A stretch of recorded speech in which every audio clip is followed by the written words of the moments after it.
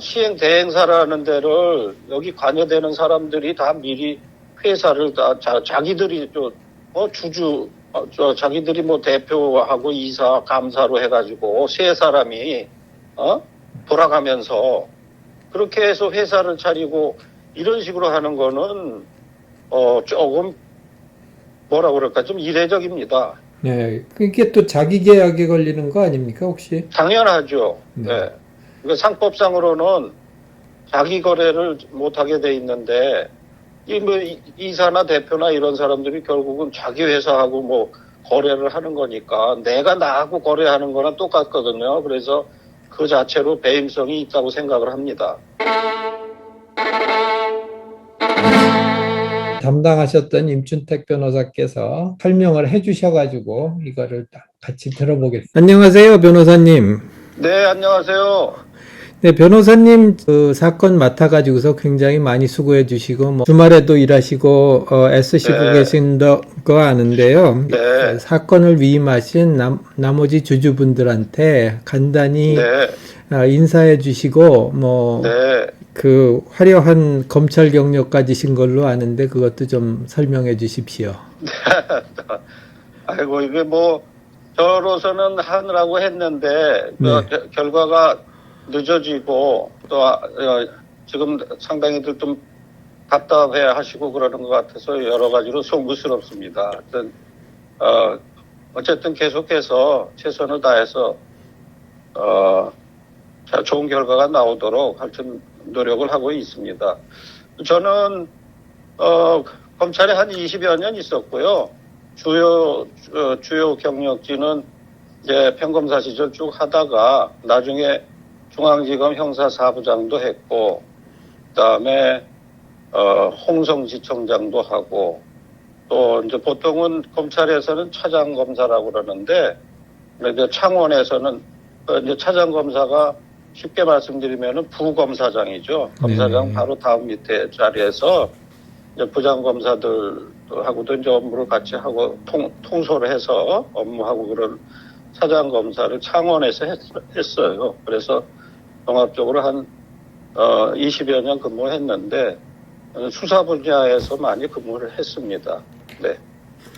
예, 감사합니다.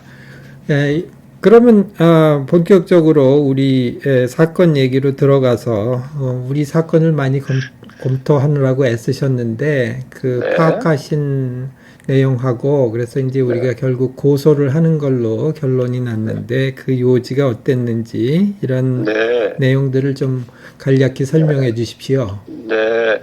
이게 이제 처음 검토할 때는 너무 장기간에 걸쳐서 이게 사실관계가 쭉 진행이 되고 그래서 이게 고소요지를 뽑아내는데 좀 그렇게 쉽지는 않았어요. 그런데 이제 종합해서 쭉 보니까 결과적으로 이 사람들이 처음부터 의도가 순수한 것 같지가 않고 나름대로 좀 계획적인 것이 아니었나 이렇게 볼 만한 그런 증거들이 좀 있는 걸로 그렇게 판단이 돼서 최종적으로 고소를 하게 된 거는 결국은 그 대행 수수료 시행사를 대행한다는 명목으로 시행 대행 계약을 체결하고 그 수수료를 아무런 업무 진행도 안 된 상태에서 다 받아갔는데 그 수수료를 받아간 것이 거의 대부분이 이제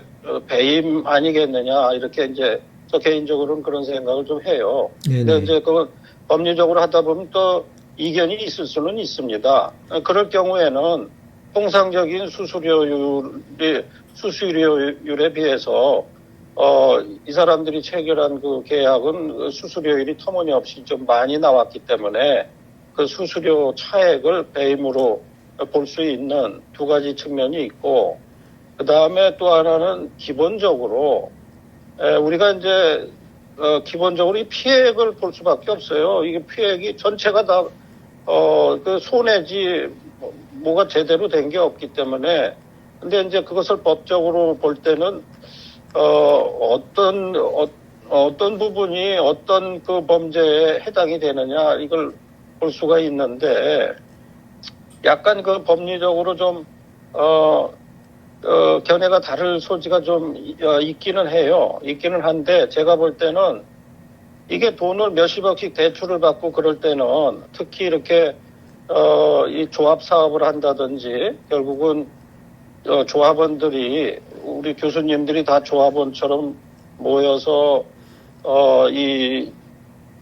이제 각자의 그 건물을 건물을 그 건축 행위를 해서 그걸 이제 분양을 받고 이런 과정인데, 그런 과정을 할 때는 대출을 받으려면은 다 단계가 있지 않나 싶어요. 다른 경우에 예를 들어서 그 유사한 걸로 재개발 재건축이나 이런 걸 보면은 내 재산이 기본 재산이 그 땅을 담보로 해서 대출을 받는 데는 사업이 완전히 구체화되지 않고서는 그런 대출을 땅을 담보로 해서 대출을 받지를 않아요. 근데 이거는 처음부터 그냥 바로 땅을 담보로 해서 대출을 받고, 대출을 받을 때는 당연히 또 대출금을 변제할 그걸 방안을 마련해 놓고서 대출을 받아야 되는데, 몇십억씩 대출을 받으면 당연히 대출 이자만 나간다는 것은 눈에 보듯 뻔한 거 아니겠어요. 그런 상태에서 아무 사업 진행도 없이 대출을 받았기 때문에 저는 이거 대출 받은 것 자체가 배임행위라고 보거든요. 이게 대출 받는 순간에 이자가 나가는 거니까. 그럼 그렇죠. 이자를 받을 돈이 어디 있느냐? 결국은 대출 받은 돈에서 이자를 내야 되거든요. 그래서 그렇게 봐가지고서 그 두 부분을 거의 우리가 지금 대출 받아서 피해액으로 이자로 나간 돈, 이자로 나간 돈, 그 다음에 수수료로 나간 돈, 그 두 가지 부분을 주요 고소 요지로 해서 그렇게 고소를 했었습니다. 네네네. 그렇군요. 예. 저희도 참, 진행도 안 됐는데 지금까지 뭐 대출 받아서 쓴 돈이 95억이라고 하고, 그 중에 또 엄청난 부분이 이자로 나갔다고 하니 참 놀래고 있습니다. 근데 뭐 상식적으로 좀 생각하기가 어려운 그런 상황이죠. 네네네. 맞습니다. 그래서 이제 그거를 검찰에 고소한 이후에, 수사가 계속되고 있는데, 꽤 오래 걸리면서 뭐, 수사를 엄청난 양을 하고 있는가 봅니다. 그래서 그 진행, 상황과, 앞으로 어떻게 될지에 대한 그 의견을 말씀해 주십시오. 네. 그게 이제, 우리 교수님들이나 교직원님들께서 이제 직접 피해 당한 입장에서 느끼는 거하고 막상 또 수사를 하는 입장하고가 차이가 좀 있어요. 그게 어떻게 보면 이게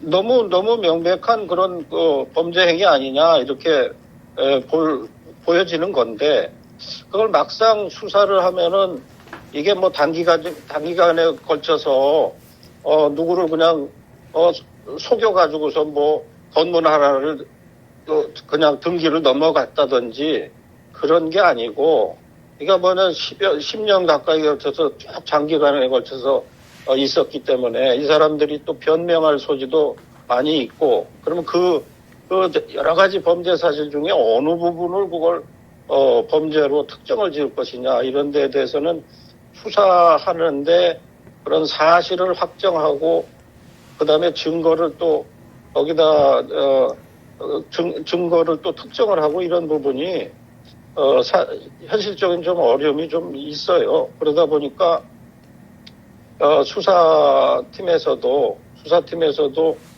이게 당연히 이게 범죄 행위가 된다는 그런 믿음, 그런 의지를 가지고 수사를 하고 있습니다만은 이게 또 이제 검찰이라는 데가 일정 기간이 되면은 또 담당자가 바뀌고 인사가 또 수시로 있다 보니까 최근에도 인사가 있었던 것 같더라고요. 네, 그러면서 시간이 또 지체가 되고 이러다 보니까 여기까지 오게 됐습니다. 예, 알겠습니다. 그 검찰 수사관들도 뭐 사건이 복잡하니까 애로가 많겠네요. 네, 좀 그런 부분이 있습니다만 하여튼 제가 본 걸로는 수사하는 담당 수사관이 아주 열의를 가지고 또 열심히 좀 했던 걸로 저는 그렇게 보고 있습니다. 그리고 네네. 의지도 가지고 있고, 예. 네. 다만 이제 나중에 가서 이게 이제 법원의 판단을 받아야 되니까 수사하는 입장에서는 좀 더 증거를 또 구체적이고 확실하게 준비를 그런 하는 과정에 있지 않나 그렇게 생각하고 있습니다. 네, 알겠습니다. 그런데 뭐 그 검찰 수사를 굉장히 많이 여러 다양한 사건을 해보셨으니까 잘 아시겠습니다만 이런 그 사건이 그 조합주택이나 이런 건축에서 많이 일어나는 전형적인 사건인가요? 남들도 이런 걸 많이 겪고 있나요? 제 경험으로는 조금 이례적인 사건인 것 같아요. 이런 식으로 사업을 하고 돈을 뭐 갑자기 그냥 조합원들 제대로 인식도 안 된 상태에서 그 땅을 담보로 해서 대출을 받고 그다음에 그 이전에 미리부터 다 시행 대행사라는 데를 여기 관여되는 사람들이 다 미리 회사를 다 자기들이 자기들이 뭐 대표하고 이사 감사로 해가지고 세 사람이 돌아가면서 그렇게 해서 회사를 차리고 이런 식으로 하는 거는 조금 뭐라 그럴까 좀 이례적입니다. 네, 이게 또 자기 계약에 걸리는 거 아닙니까 혹시? 당연하죠. 네. 네.